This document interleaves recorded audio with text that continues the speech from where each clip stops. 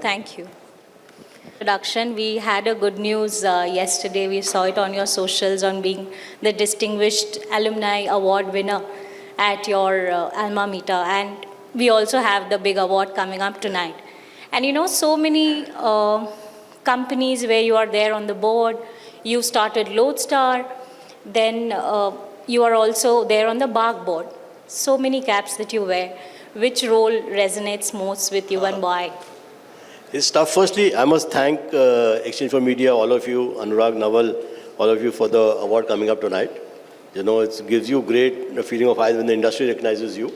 It also makes you feel wonder now, is this a signal that now time to go? So that always, especially when it comes in the month of November, but that's fine. So I think there are many, many roles, to answer your question, but nothing can take away from the first role. Because all this would not have been possible if you had not created Lodestar. As I said to you in some other contexts, most people don't know. The IPG was late to the party. WPP had consolidated media long back.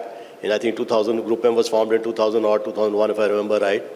And Interpublic had 3 agencies, creative agencies, FCB, McCann and Lintaz. And they started, and the global engines media engines were with McCann, which was and with Lintaz, which was Initiative. FCB didn't have an engine. And we felt media was important. So Anil Kapoor, who was the CEO of FC Bulga, called me and said, listen, you want to start this? I said, sure. He said, there's zero revenue. There is only expense. So, and we said, okay, let's look for a name. And most people in the audience will not know this. So we said, well, look around. And then got my team together, Apurva, Nandini, and the girl called Arpita. We created the media department of FCB. So you have to create a name, and Lodestar is the name which came out of the team. Apurva is the one who designed that name. So we started from there. Then we said there's no business, zero revenue. So Anil said, and this I think was a turning point. He turned around and said, no, so first I went and asked a couple of my veterans. Very clear. Sorry, I'm taking long because this is a day of reflection. So I asked a couple of my senior people in the industry, 2 of the leading people, very good friends, so not anything negative. How do you run this? Because, media has a wafer-thin margin business, 2.5% or whatever. So one of them said that, you don't have to run it as a business. You run it as a department and you'll be all right. I said to myself, this is not what I've been taught. There's something wrong in this. The second one said, be a niche boutique. You'll never make it big. You'll never be big. You'll always be, thing.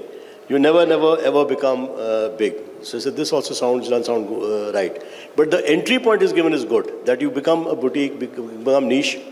And so we started Lodestar. Like I said, there was no revenue at all, So fortunately for us, at that point in time, the Tata AOR broke up into multiple companies and we won a lot of that business. And that stayed with us. So I think starting from zero revenue, and today, building to whatever it was, you can't take anything away from that. I still remember, most people in the room will not know, the team said, and I always believe in the team said, listen, the only way to get this is getting an act together. We'll never win big clients until we don't recognize ourselves. So 2000, I think it was 2 or 1, when the first MVs were started, right. And Group M was very big, the other agencies were established. And suddenly there's one name which popped up with the agency of the year, which was Lodestar. The first agency of the year was Lodestar. So people took notice. They said, what is this? So I think those 4-5 years, the young girl walked in who started in 94 as a trainee with us. Today the CEO of Lodestar. So I'm just talking about the Lodestar journey and the CEO walks in. She started as a trainee. The other thing about this company, which I'll come to later. So, I think the big high was that taking it from zero revenue to, by God's grace, we are reasonably all right now. So I think you can't, nothing can take away from that. And the fact that that is what gave me everything else.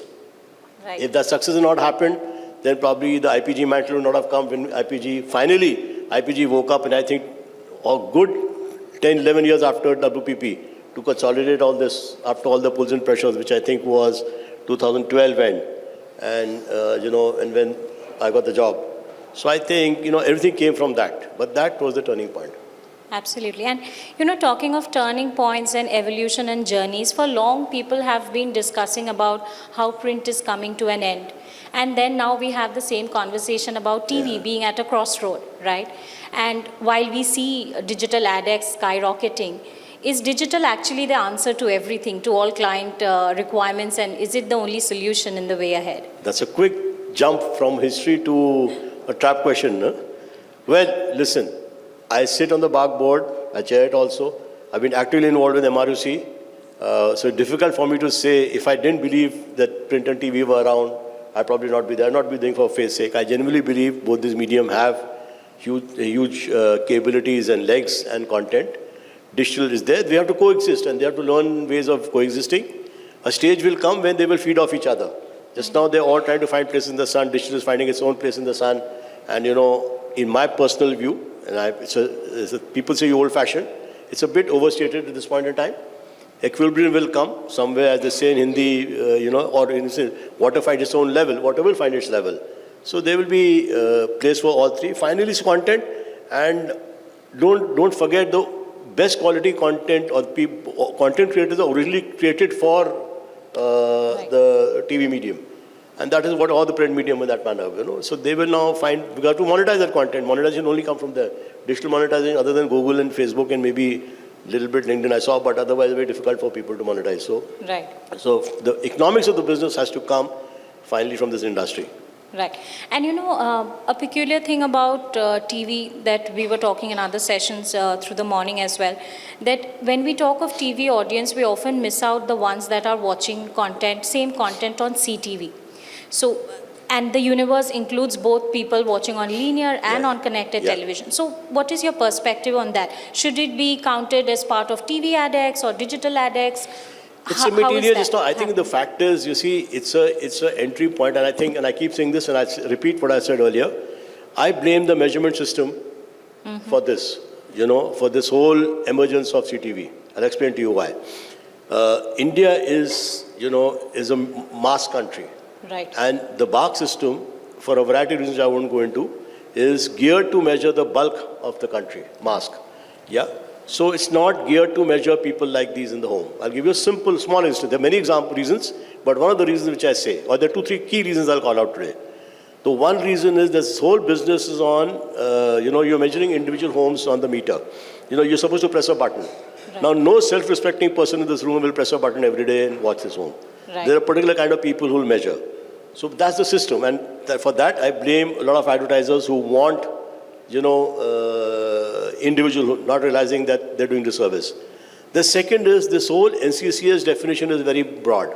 Today, 25% of India is NCCS.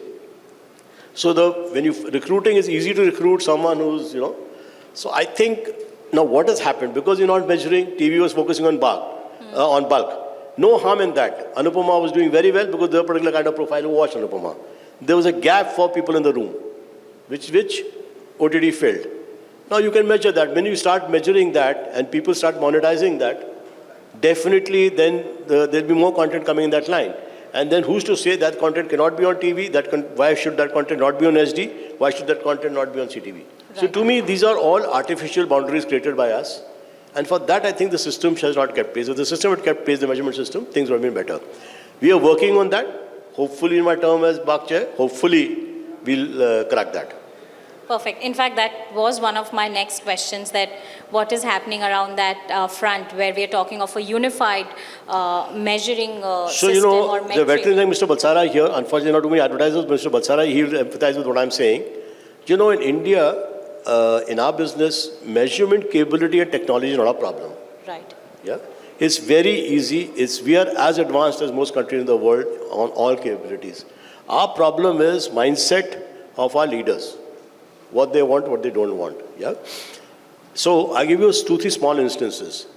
BARC for the last 6 or 7 years is running a digital panel. Yes. Yeah, the digital panel is of 50,000 homes. So there is about 2 lakh individuals because every home has an average of 4.5 people.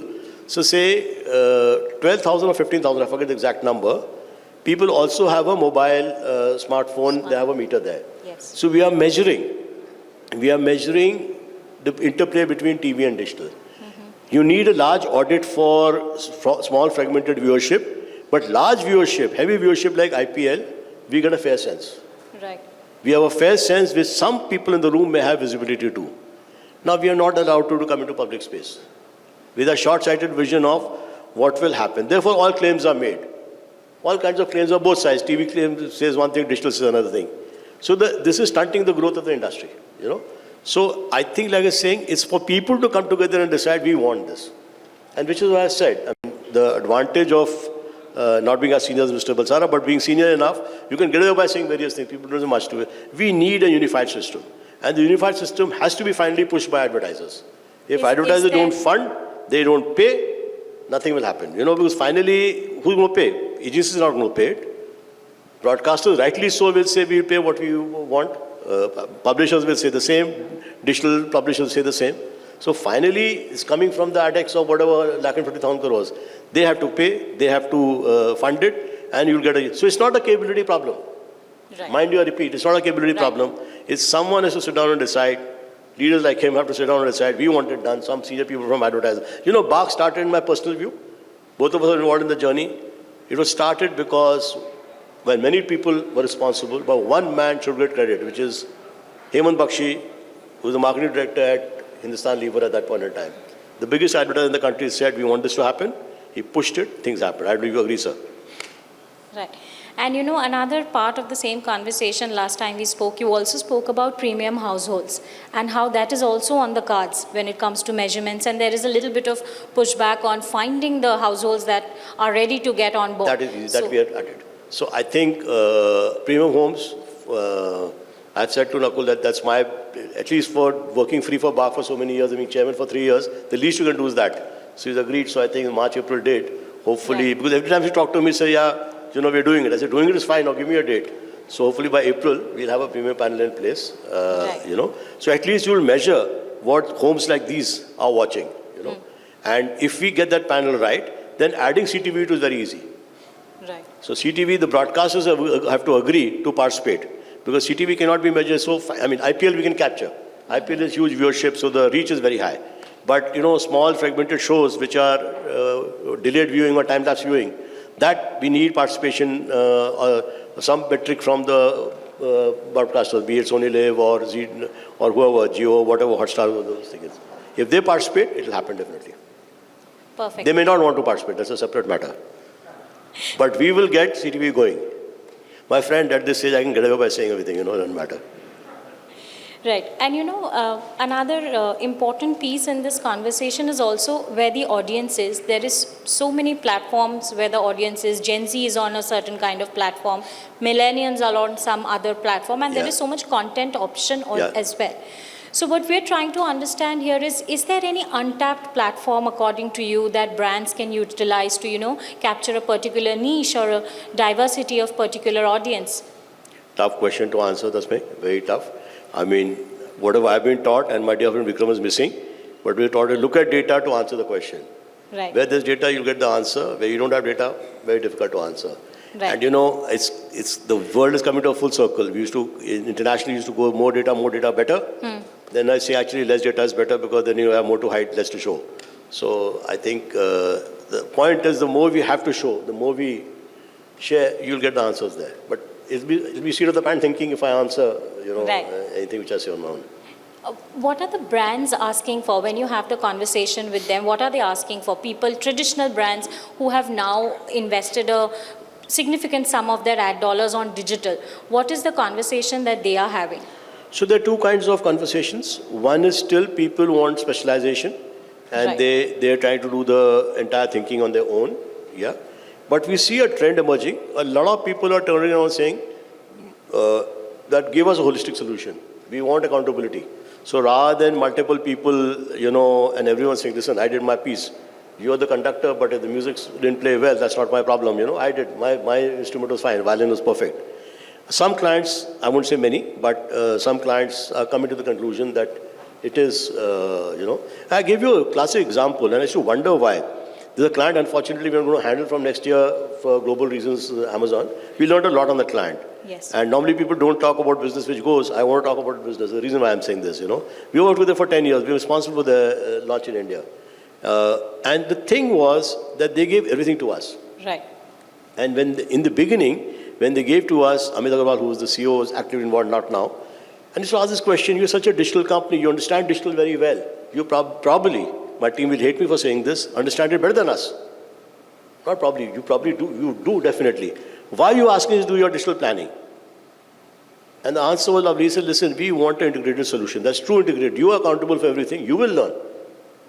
So if someone like Amazon, who does it day in and day out, who understands all the data and everything they do, they don't share the data, but they have everything with them. If they're willing to give you an integrated solution, why shouldn't others? I think there is a story in that. This is the concept of giving you a complete solution to everything. Since you mentioned about the one that went away, do you also want to touch upon any new ones that you're getting on board? No. Never count your chickens before they're hatched.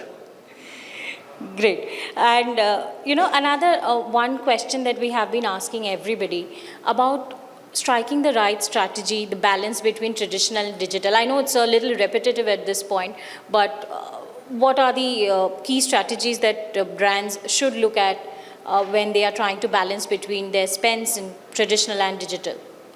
This is a question best answered by younger people who are there in the room, there. But jokes apart, I think, each situation, each brand, each company responds has their own tools and techniques to, firstly, their objectives and what tools and techniques you're responding to. So that matters. I mean, beyond a point, very difficult to give a generalist answer. It's very, very, very targeted. I've told you. I mean, like you go back to the Amazon example, Amazon is coming in, the digital penetration or e-com penetration is not more than 2%, 3%. Conventional has said, let's put everything on digital. But 60% of the spends in the first 4, 5, 6, 7 years was all on traditional, on TV plus print, primarily television, So there is a reason for that. The building up credibility, building up salience, building up, the approachability, many, many reasons for that. So someone could have easily said, well, I have so many people to go, let's do performance, and I'll get. That time they were not in so many pin codes or 90% pin codes and all. There were hardly any pin codes. They would have said, listen, the span, the scale, everything was different. The thinking was different. So, it depends on what your vision is, what your objective is. That decides it. Talking about decisions, one last thing about media questions. Pitches, a lot of people are talking about, has it at all come down to only prices, or is strategy still a very big part of the conversation that you're having at pitches? So let me put it this way. My sense, compared to global standards, in India, pricing plays a larger role. Right. And it should change. I think whatever little homework, if I remember our president, 3 or 5 president showcasing to us, it is a lot more pricing driven today. Right. But I'm sure this market will evolve because finally they'll realize pricing evens out, Pricing lower pricing is a way of biting you somewhere. Right. So pricing will be even out, and finally it's quality. What happens is, in a lot of organizations, the media line investment is so big, it's so big that, the procurement guys come in, the finance guys come in, and therefore it's very difficult to go against them in defining quality. But I think globally they have found a way. And I'm saying this, the easiest thing for us to say as a global network, we lost Amazon, publicly I'm saying it, we lost Amazon, easiest thing to say because of pricing. I don't think that was true. Right. Pricing would have played a role, but I think a lot more would have played a role. So I think India is still to evolve to that extent. We'll get there.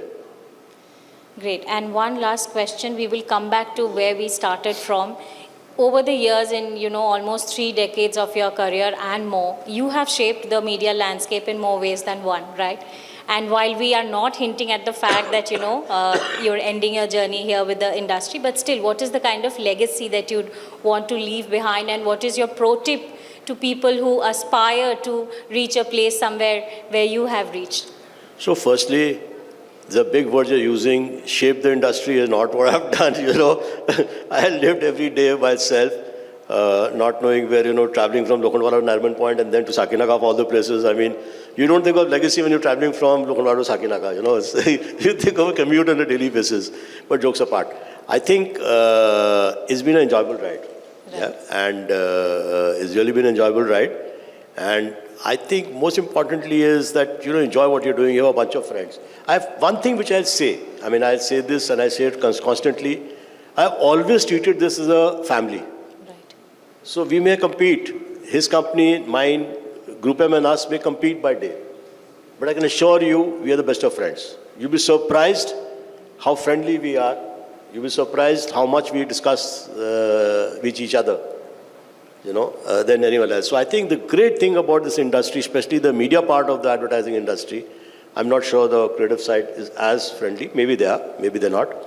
But us, 6, 7, 8, 5, 6 of us, whatever. So we are family. We are one. And, we care about the industry. We may compete by day. Our fellows may do something naughty once in a while, but in terms of undercutting the other. But otherwise, we are very, and that's been the pride, that we are one Biradri, we are one industry, we stand for this industry. One fun question to end the session with. If you were to choose a movie name that you could sum up your career as, what would that be? I have one in mind, but I'd want to hear yours. No. Not in a public forum, but yes. I can think of Shandar. Shandar. Thank you for such kind words, but I'm not sure that is right. It's happenstance more than anything. It's happened by accident, Series of accidents got me to where I am, to deal with stalwarts, Ms. Balsara and many others, there. So I'm very lucky to be here. Sir, it's been a good week. The award they're giving me, what you gave you last time, they're giving me tonight. But more importantly was 4, 5 days back, my alma mater. I was called by the alma mater, the engineering college, and great difficulty I passed out of the college. The biggest high was that, the great difficulty I passed. I had to go take 30 seconds to tell the story. Please do. So I was called by IIT Kanpur saying, that you must come distinguished alumnus award, which is what you alluded to in the beginning. So I said, this one I must go for. I was down with viral, but I said, must go because you can't miss this opportunity, never come again. So he said, why are you so excited? I said, I'm excited because I passed out with the skin of my teeth. So to go back to say that this is something worthwhile. Thank you for your time. Thank you so much, sir, for the session. Thank you.